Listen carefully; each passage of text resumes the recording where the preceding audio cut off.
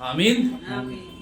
ये पवित्र पल खुदा ने इस वर्ष 2025 में एक नए साल में आज आपके लिए एक नया संदेश और नया संदेश इस साल के अंदर में आपके लिए क्या है। परमेश्वर इस नव वर्ष में बहुत एक बड़ी ब्लेसिंग की बात कर रहा है और उस ब्लेसिंग की बात को अगर हम देखें तो ये मिलेगी आपको यशाया नबी की पुस्तक 43 अध्याय, यशाया नबी की पुस्तक उसके 43वें अध्याय में जब हम चलते हैं तो आज परमेश्वर एक नई बात आपसे कह रहा है और वो नई बात क्या है इसको मुझे और आपको समझना बहुत जरूरी है। और यहां पे परमेश्वर का वचन 43 अध्याय के अंदर में और उसके 19वें पद में कहता है और यहां पे लिखा है, देखो मैं एक नई बात करता हूं। क्या करता हूं? नई बात करता हूं और वो अभी प्रकट होगी, क्या तुम उससे अनजान रहोगे? मैं जंगल में एक मार्ग बनाऊंगा और निर्जल देश में नदियां बहाऊंगा। परमेश्वर अपने पवित्र वचन पर आशीष दे। आमीन।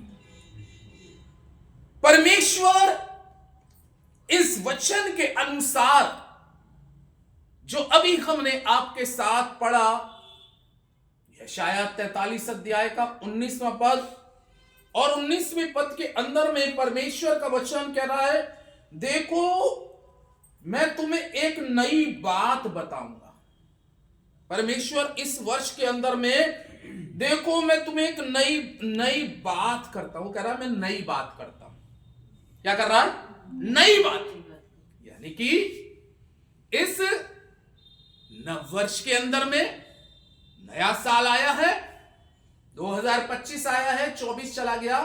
वो नए साल के अंदर में, नए वर्ष के अंदर में वो कह रहा है देखो मैं तुमसे नई बात करता हूं। लोग कहते ना, अरे इनके पास तो पुरानी बातें हैं। बहुत से लोग इस संसार में कहते हैं, अरे जब भी हमारे घर पे आते हैं या कहीं पे मिलते हैं वही पुरानी बातें। नहीं, परमेश्वर नई बात कर रहा है और आज की जो नई बात वो आपसे कहना चाह रहा है वो बहुत इंपॉर्टेंट बात कह रहा है। नई बात क्या कहना चाह रहा है वो, इसको आप ध्यान पूर्वक से सुने और समझे। देखो मैं तुमसे एक नई बात कहना चाहता हूं। जैसे कोई कहता ना है, सुनो कुछ मैं तुम्हें बताना चाहता हूं। कभी कभी कोई किसी के घर में आता है और कहता है, अरे सुनो ये तुम्हारे लिए इस वर्ष में एक नई खुशखबरी आ रही है। हालेलुया। वो नई बात क्या बताना चाह रहा है और नई बात के लिए वो क्या कहना चाह रहा है? देखो मैं तुम्हें एक नई बात बताता हूं। आप पढ़िए सिस्टर, देखो मैं तुम्हें नई बात बताता हूं। देखो मैं एक नई बात करता हूं, वो अभी प्रकट होगी। वो अभी क्या होगी? प्रकट होगी। ये परमेश्वर का वचन कहता है, देखो मैं तुम्हें नई बात बताना चाहता हूं और अभी प्रकट होगी। अब देखो क्या प्रकट हो रही है नई बात, पढ़िए। क्या तुम मुझसे अनजान रहोगे? मैं जंगल में एक मार्ग बनाऊंगा। अब देखिए कहां? जंगल में। हालेलुया।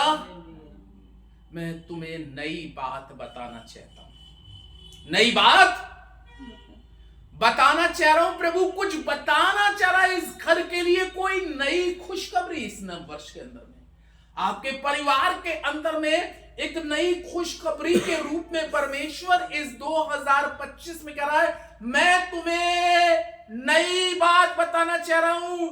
और वो नई बात क्या है? देखो मैं जंगल के अंदर में तुम्हारे लिए एक क्या करूंगा? मार्ग बनाऊंगा, मार्ग तैयार करूंगा। आज प्रभु के लोगों, इंसान इस संसार के अंदर में एक सही मार्ग देखना चाहता है। आमीन। मार्ग तो बहुत से, ये संसार को व्यवस्था विवरण को जब हम पढ़ते हैं तो व्यवस्था विवरण 2:7 में लिखा है कि यह संसार जंगल है। संसार क्या है? जंगल है। जब आप घने जंगल में चले जाएं तो इंसान एक घने जंगल में पहुंचने के बाद में उसको रास्ता मिलना बड़ा कठिन होता है। आमीन। जंगल में रास्ता मिलना बहुत कठिन होता है। और इजरायली क्या हुए, जो परमेश्वर की कौम जो हुई, जंगल के अंदर में बाइबल में लिखा है कितने साल तक भटकती रही, रास्ता नहीं मिल रहा था। 40 साल। 40 साल बाइबल में लिखा है कि जंगल के अंदर में इजरायली लोग जब मिस्र की गुलामी से निकले, परमेश्वर के वचन के अनुसार परमेश्वर उनके साथ था। लेकिन एक समय ऐसा आया जंगल में और रास्ता ढूंढ रहे थे, लेकिन रास्ता नहीं मिल पाया था। कभी कभी पता है क्या होता है, हमारी जिंदगी के अंदर में हम एक सही रास्ता देखना चाहते हैं और हमें कभी कभी सही रास्ता नहीं दिखने का कारण क्या होता है, क्योंकि इजराइल के लोग जो परमेश्वर के लोग थे वो परमेश्वर को छोड़कर काठ की पूजा करने लगे। हाथ के बनाए हुई कला पर वो उसको अपना ईश्वर करके मानने लगे। और बाइबल में लिखा है उन्होंने परमेश्वर के विपरीत में बहुत सी बुराइयां और बहुत से पाप किए, इसलिए जो उनका रास्ता सीधा था। कभी कभी हमारी जिंदगी के बहुत से रास्ते सीधे होते हैं, लेकिन सीधे रास्तों को हम अपनी कमियों की वजह से, अपनी गलतियों की वजह से, अपने अधर्मों की वजह से और अपनी बुराइयों की वजह से हम रास्ता से जंगल में ढूंढते, लेकिन रास्ता इसलिए नहीं कभी कभी दिखता क्योंकि हमारे जीवन की कमियां जो है हमारे रास्तों को बिगाड़ देती है। यही तो इजराइल के साथ हुआ कि वो जंगल के अंदर में बाइबल लिखा है वो 40 साल तक भटकते रहे। और बहुत से लोग, वचन में लिखा है कि जंगल में रास्ता ना मिलने के कारण अपनी बुराइयों में और अपने पाप में और अपने अधर्म में मर भी गए। क्यों मर गए? क्योंकि उनके काम परमेश्वर की दृष्टि में, उनका चाल चलन परमेश्वर की दृष्टि में ठीक नहीं रहा, क्योंकि वो रास्ते से अलग हो गए थे। वो वचन से अलग होकर चलने का, वो वचन से अलग होकर जंगल में रास्ता अपनी समझ से ढूंढ रहे थे, इसलिए उनको रास्ता नहीं मिल रहा था। लेकिन अब परमेश्वर इस नव वर्ष के अंदर में कह रहा है मैं तुमसे नई बात कह रहा हूं। और वो नई बात क्या कह रहा है कि देखो मैं जंगल में तुम्हारे लिए क्या करूंगा, बताइए? मैं जंगल में तुम्हारे लिए एक क्या बनाऊंगा? मार्ग बनाऊंगा। आज इंसान जब कभी कभी कोई पीड़ित होता है, जब एक पीड़ित व्यक्ति होता है, एक बीमार व्यक्ति होता है, एक असहाय व्यक्ति होता है, कभी इस एक डॉक्टर के पास जाएगा, वो उसको दूसरा रास्ता दिखा देता है। दूसरे के पास जाए, फिर वो तीसरा रास्ता दिखा देता है। कई बार ऐसा होता है कि इंसान अलीगढ़ से दिल्ली, दिल्ली से बंबई, बंबई से अमेरिका, कि भाई वो डॉक्टर सही होगा, डॉक्टर रास्ते दिखा रहे हैं।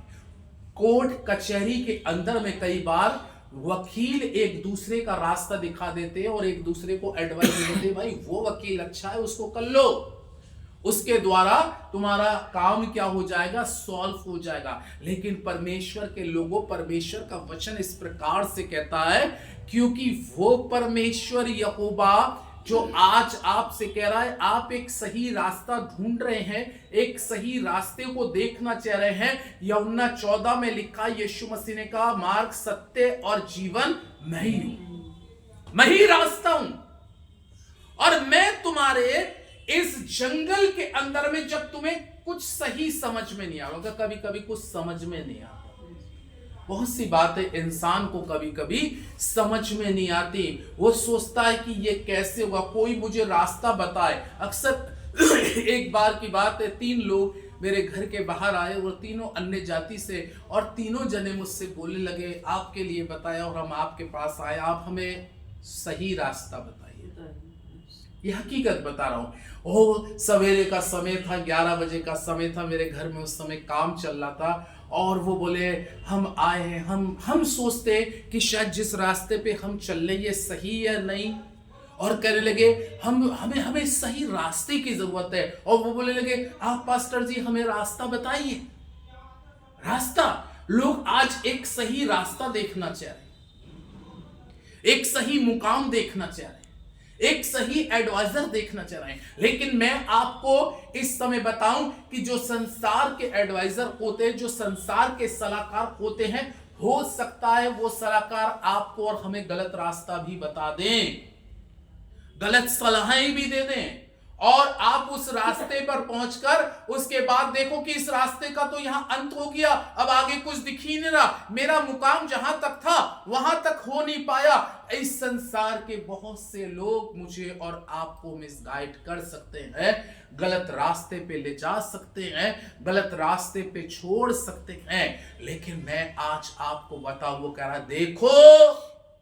देखो मैं तुम्हें एक नई बात बताऊंगा। नई बात खुदा क्या बताना चाह रहा है? कह रहा है मैं तुम्हारे लिए जंगल में मार्ग निकालूंगा, जंगल में रास्ता निकालूंगा। दाऊद अपनी पुस्तक में कहता है, भजन संहिता के अंदर में कलाम में लिखा है, दाऊद कहता है मेरा खुदा मेरे लिए जंगल में रास्ता दिखाता है। मेरा परमेश्वर, क्योंकि दाऊद भेड़ और बकरियों को चराने वाला था, और परमेश्वर का पवित्र वचन इस प्रकार से कहता है कि खुदा उसको जंगल के अंदर में क्या दिखाता था? रास्ता। लेकिन किस बेस पे परमेश्वर उसको रास्ता दिखाता था? क्योंकि दाऊद के बारे में लिखा है, परमेश्वर का कलाम कहता है कि वो एक दिन में 7 बार परमेश्वर की स्तुति करता था। 7 बार। आज मैं और आप अपने जीवन से सोचिए, अपने जीवन से पूछिए कि मैं और आप एक दिन में कितनी बार इस वचन के साथ, उसकी स्तुति आराधना करने के साथ कितनी बार घुटने टेकते हैं और कितनी बार उससे प्रार्थना करते हैं।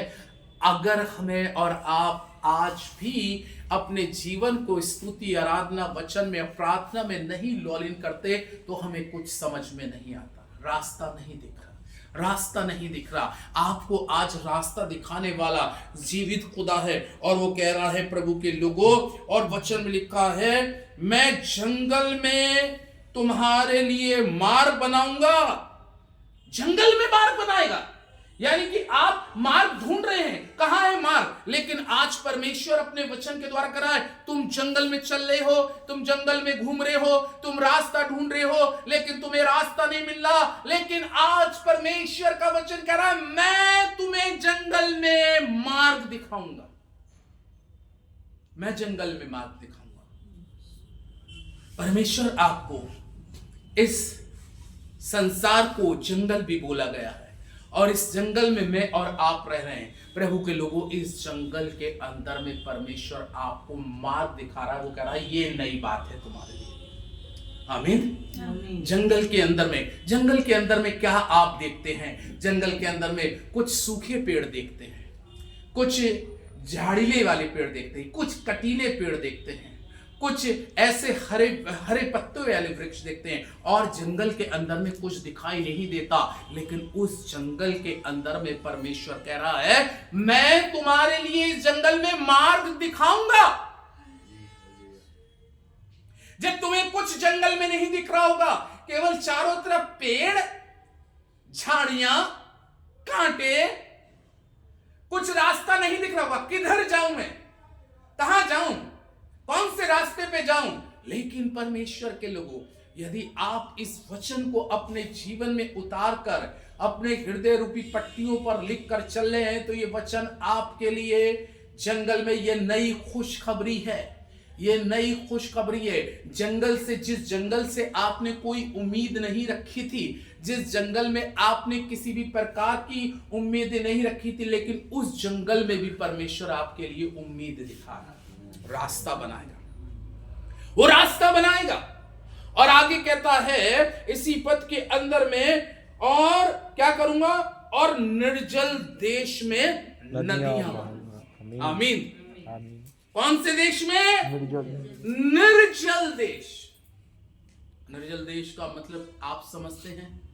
निर्जल देश का मतलब होता है पूरा सूखा सूखा रेतीला स्थान, जहां रेती रेत चारों तरफ। आप जिस तरफ खड़े होंगे चारों तरफ आपको सूखा सूखा दिख रहा होगा।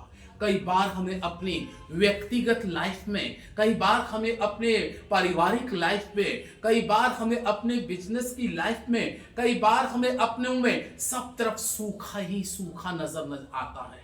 लगता नहीं है आशीष कहां से आएगी, लगता नहीं है कौन हमारे लिए आशीष बन के आएगा। चारों तरफ सूखा ही सूखा है और मरुस्थल जगह है, रेगिस्तान वाला एरिया है। और आप उस रेगिस्तान के अंदर में क्या उस जमीन से उम्मीद करेंगे? ये जमीन तो बिल्कुल तरीके से बेकार है, इसमें तो पानी नहीं निकल सकता, ये तो रेतीला स्थान है, इसमें कभी उम्मीद नहीं कर सकते। लेकिन आज मैं आपको वचन के द्वारा बताऊं, जहां पर आप उम्मीद नहीं कर सकते, जिस मरुस्थल भूमि से आप आशा नहीं लगा सकते, लेकिन सेनाओं का यहोवा परमेश्वर आज की शाम को कहता है, मैं मरुस्थल भूमि में नदियां बहाऊंगा। आप समझ रहे हैं? नदियां, वो परमेश्वर है। जब आपने उम्मीदें बहुत सी चीजों की हो सकता छोड़ दी हो, आपने जब अपनी लाइफ के अंदर में बहुत सी चीजों की उम्मीद छोड़ दी हो, आपने सोचा होगा ये तो सब कुछ सूखा ही सूखा है, ये सब कुछ जो है इससे कोई उम्मीद नहीं है। इस संसार के अंदर में जब मैं और आप सूखी जगहों पे देखते हैं और अगर उससे पूछें क्या ये सूखी भूमि, क्या ये सूखी जगह या ये सूखापन कभी हरा भरा हो सकता है? क्या इसके अंदर में पानी की धाराएं बह सकती हैं? क्या इसमें जल छाया बह सकता है? लेकिन सेनाओं का यहोवा परमेश्वर आज आपसे और मुझसे इस प्रकार से कहता है, मैं मरुस्थल भूमि में नदियां बहाऊंगा। ब्लेसिंग का साल, इस साल में हो सकता है इस जिंदगी में आपके हमारे बहुत से साल सूखे निकल गए हो, बहुत से साल के अंदर में सूखापन देखा हो, बहुत से साल के अंदर में कुछ दिखाई न दिया हो। जब खड़े होते हैं चारों तरफ सूखा ही सूखा नजर आ रहा है, लेकिन मैं खुदा का बंदा होने के नाते कह रहा हूं, वो आज कह रहा देखो मैं तुम्हें नई बात बता रहा हूं, और नई बात यह है कि मरुस्थल भूमि में पानी आएगा। आमीन।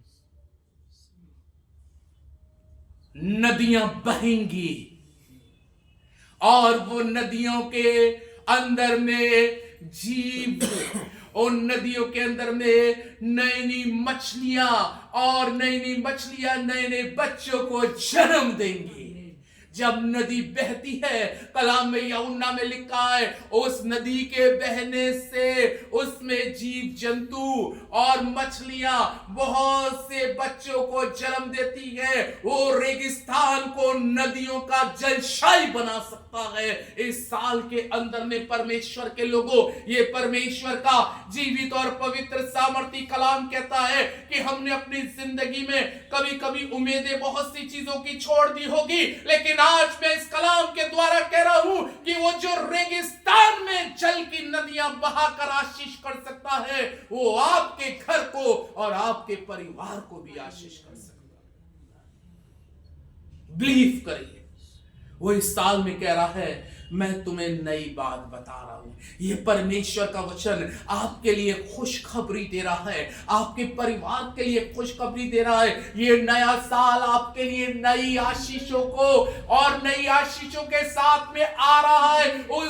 इस साल का आप अपने जीवन में स्वागत करें, क्योंकि ये नई बात प्रभु के इस वर्ष में आपके लिए वो परमेश्वर है। वो जगहों पर जहां पर आपने सूखा सूखा देखा था, वो जमीन जो आपने मरी हुई देखी थी, लेकिन परमेश्वर के लोगों उस सूखे में खुदा जल की नदियां बहाएगा। आपके घर में खुदा की ब्लेसिंग, आपके घर में खुदा की आशीष आएगी। हालेलुया। वो आशीष को कोई मनुष्य रोक नहीं सकता।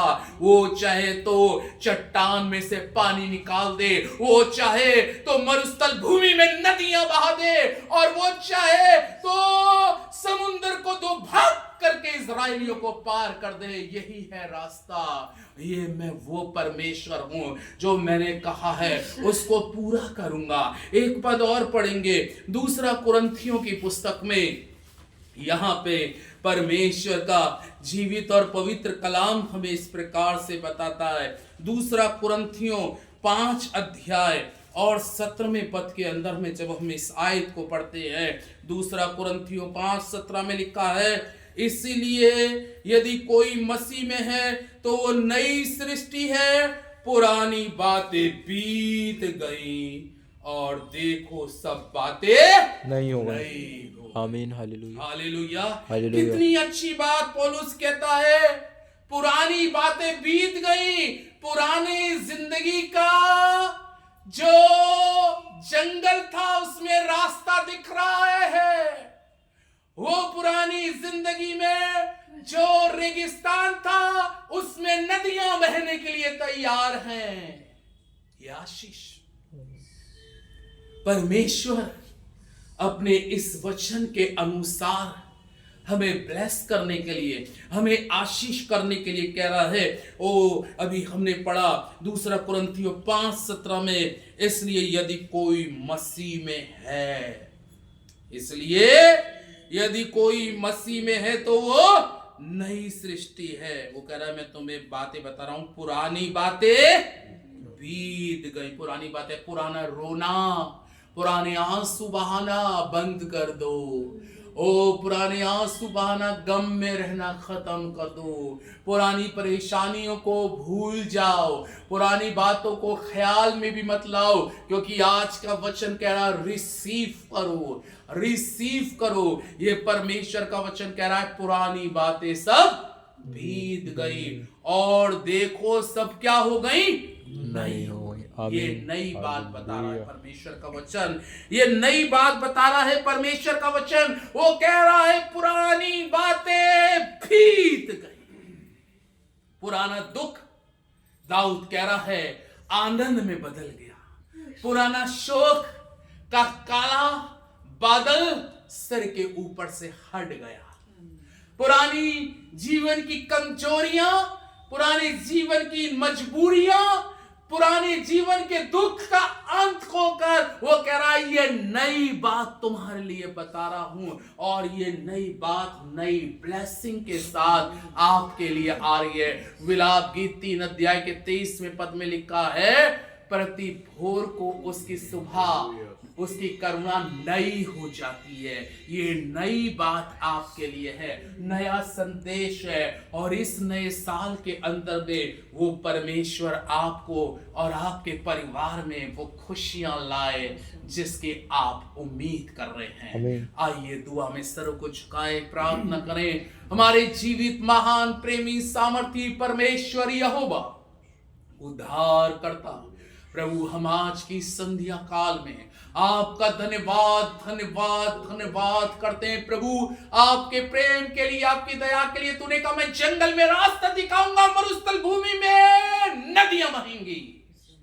आशीष आ रही है आपके जीवन में, कुछ नया, नई ब्लेसिंग, नई आशीषों के साथ ये साल आपके लिए ब्लेस हो रहा है, आपके परिवार के लिए ब्लेस हो रहा है, आपके बच्चों के लिए ब्लेस हो रहा है। वो रुकावटें जो काफी समय से चली आ रही हैं, वो अब खत्म होने जा रही हैं। सूखी भूमि पे धारा बहेगी और मछलियां और बच्चों को पैदा करेंगी।